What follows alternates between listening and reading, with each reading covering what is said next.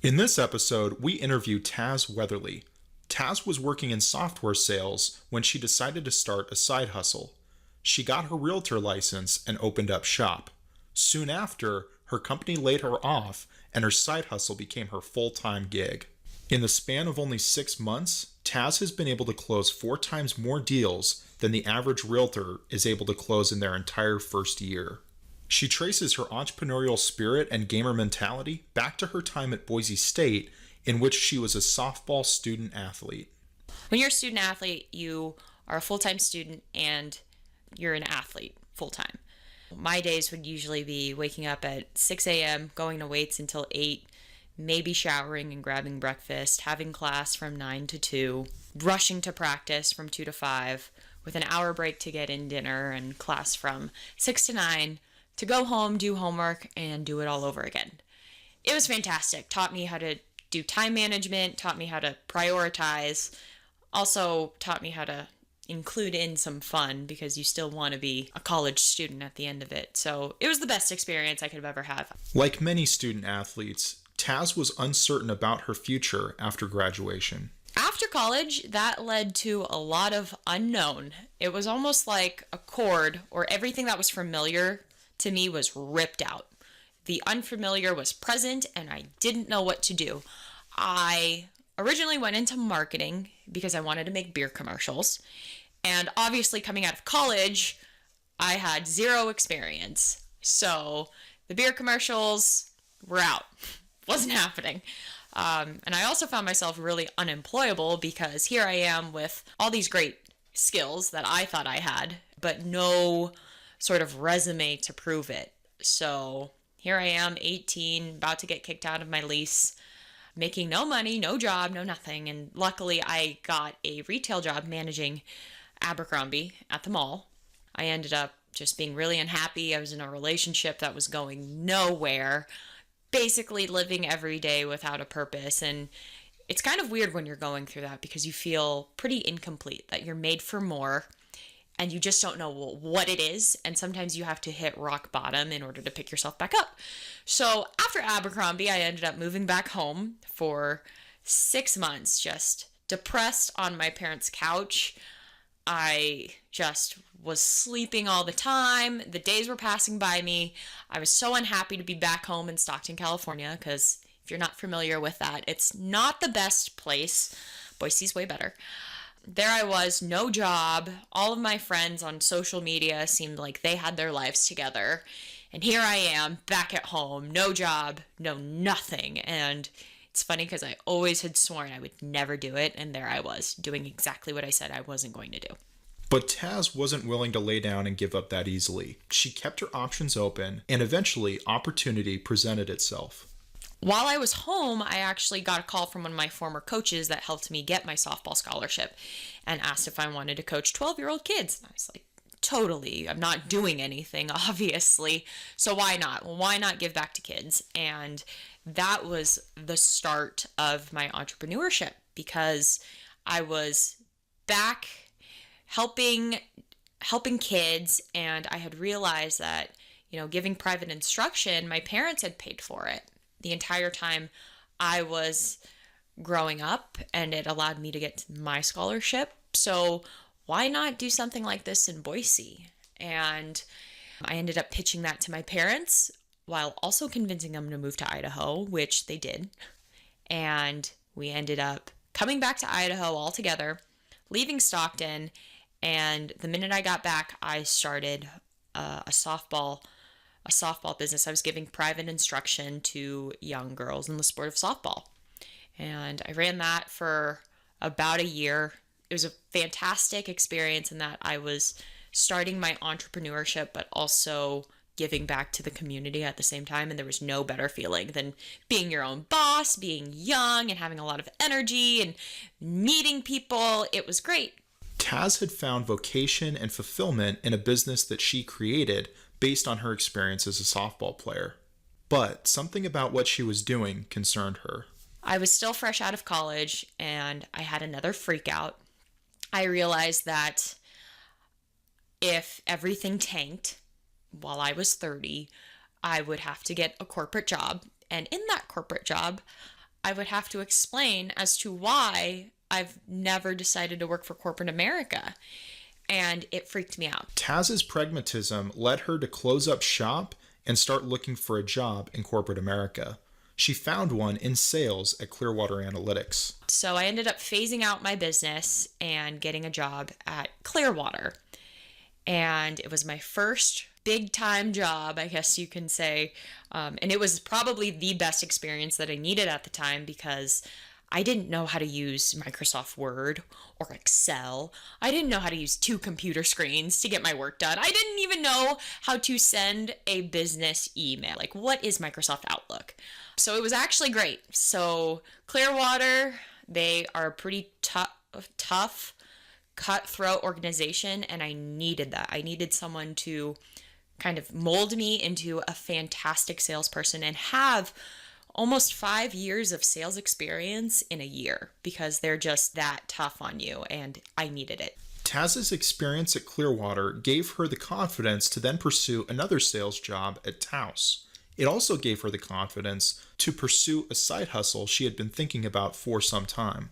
From Clearwater, went to Tazz, and at the same time that I had started Tazz, I ended up getting my real estate license just because a lot of people throughout my life said, you would make a great real estate agent. I was like, no, I don't think I will, but ended up thinking about it. I was like, well, it's a great way to bring in some side income, if anything. I like talking to people. I love HGTV. I love looking at homes, so why not? Tazz got her real estate license, and soon after, she was laid off by Tazz.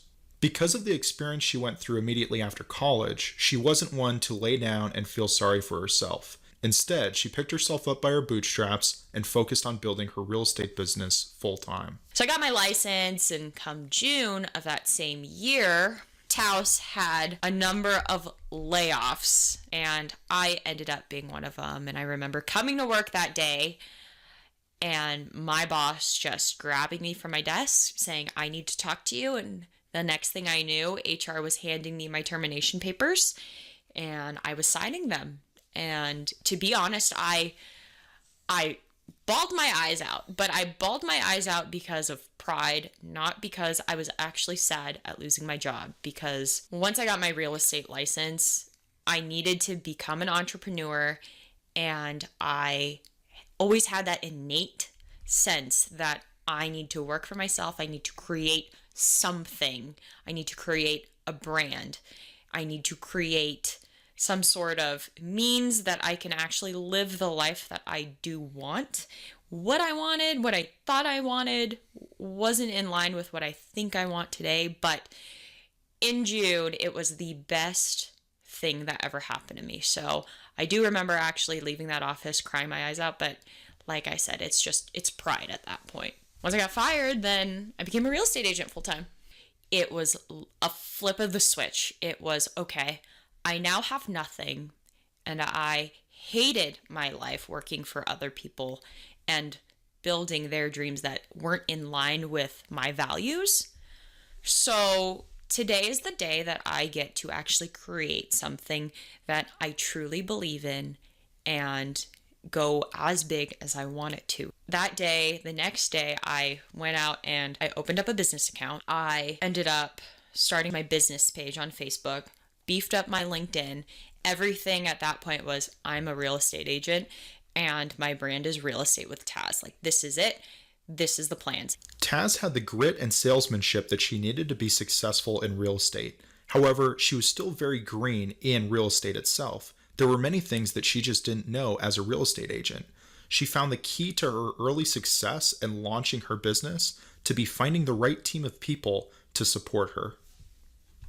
A lot of businesses in real estate, they're very individualized, but the hardest part being a new agent is knowing what you're doing. Because once you go through real estate class, they just give you your piece of paper, say you're a real estate agent, and you're off. So I ended up joining the Tri-Peak team at Silver Creek Realty to get coached up and bounce ideas off of other people, have them give me feedback, tell me what's right and what's wrong. Because nothing's scarier than going into your first real estate deal with all the confidence you can have in the world, but some questions you just don't know the answer to. And never do you want to lose face in front of your client or make them have any indication you don't know what you're doing. So it was such a blessing to actually have a group of people running everything in the background with me, so I can go to my client and have very confident conversations. And then once that conversation was over, call someone on my team and freak out and say, I don't know what I'm doing. This is crazy. They asked me this and I don't know what it means. Like, oh my gosh, this is going to tank. But it was nice to have people just kind of coach you through it. And from that type of team atmosphere, I was trained up. And I think in 6 months, I confidently was having more meaningful conversations. I put more clients at ease. And my clients just started flooding in that way because of the confidence that I was exuberating and I had at that point. Real estate is often considered to be a very relational word of mouth business. As such, most business is done in person.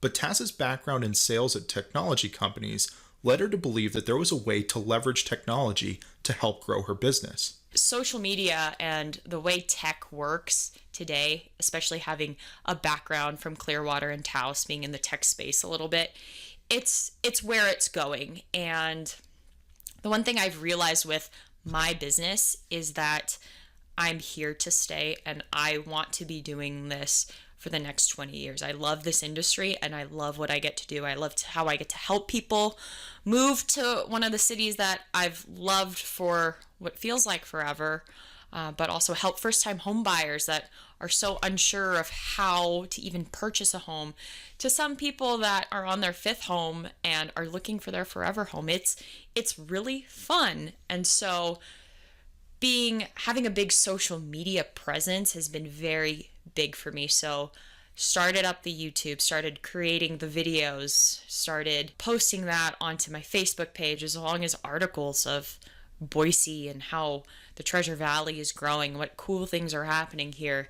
Making Instagram the number one place to actually have people see what I'm doing, because as a real estate agent, I've realized that there's this discrepancy in what people think our lives are to versus how it actually is. So it's funny, a lot of people think that I'm living this really cool life of having homes be sold and I'm not doing anything, but really I'm not only running all of my social media, I'm finding new content to create. I'm trying to be the face of my business and my brand and just really essentially running this as an entire business. So I sometimes think of it like, yeah, I may be just a real estate agent, but in my brain, I feel like I am the CEO of Real Estate with Tazz. By taking a big business approach of focusing on technology, including social media distribution, and running her real estate practice like a business, Tazz has been able to expand her focus beyond just the relationships with her clients and into strategic alliance partnerships and building a more robust network around her business. In turn, this has led Tazz to experience far greater success than most realtors do in their first year of business. And now I can say, with also some of the relationships that I've made throughout this entire experience, it's helped me get to the next level. Meeting you, Zach, was just you can call it a stroke of luck, but maybe it was destiny, fate. I don't know what you believe in, but it was just something that was meant to be. And knowing you, Cody, and everyone I've met through your guys' network has just elevated my business to the next level. And it's funny, I have had so much growth in the past 6 months. So I guess the average real estate agent for their first year only closes 2 deals. I'm 6 months and I'm already going on 7. That is built with your network, that's built with your sphere, and it's built on the idea of how you're going to run your business and take it to the next level. Along her journey and through her success, Tazz has found that finding the right people is not just about finding the right people. It's also about avoiding the wrong people who are going to have negative impact on your confidence and business success. A lot of the reason why I hesitated to originally get my license is I had people that I thought in my life that were very influential tell me that was a bad idea. And I believed them. But deep down, what they were telling me did not align with how I felt and what I knew I was capable of. So once you actually just take that out of your life, when you start actually telling yourself you can do great things. And when you start opening up yourself to other people and just being very vulnerable in how much help you may need, you'll be very surprised on the right people are willing to give it to you. And it is because of all of those factors, the people that actually believe in me and have helped me through this entire building phase of my business, is why I can confidently say, yes, this is great. This is my business. I've come a long ways, and I'm very excited to see where it goes next. By building her business through relationships with people on her team, with clients, and with mentors and advisors, Tazz has learned the importance of finding the right people. She has also learned that she can be the right person for other people in growing their business.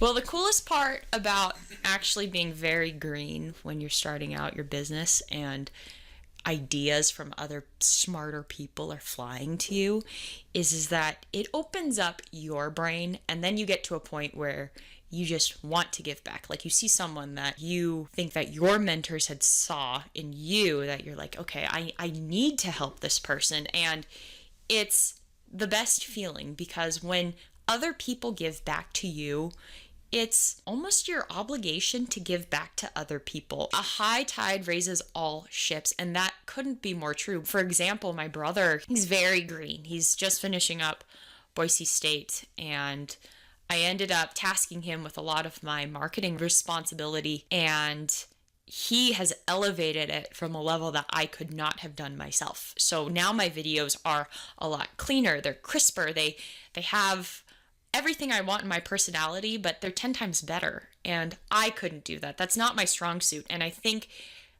being an entrepreneur, your side hustle, whatever it is you may be, you need to have an honest to God, coming to Jesus, look in the mirror, conversation with yourself and say, what are my strengths, and play to them. But admit what your weaknesses are and go find the people to help build your team, because you want a team of all-stars. And that's exactly what I look for in everything I do with my real estate business. From the team that I'm on now, to the brokerage that I'm at, to the people that I allow to give me advice, to help me in my digital marketing, my current marketing, my video marketing, everything. You have to set yourself up with the right teammates in order to do it.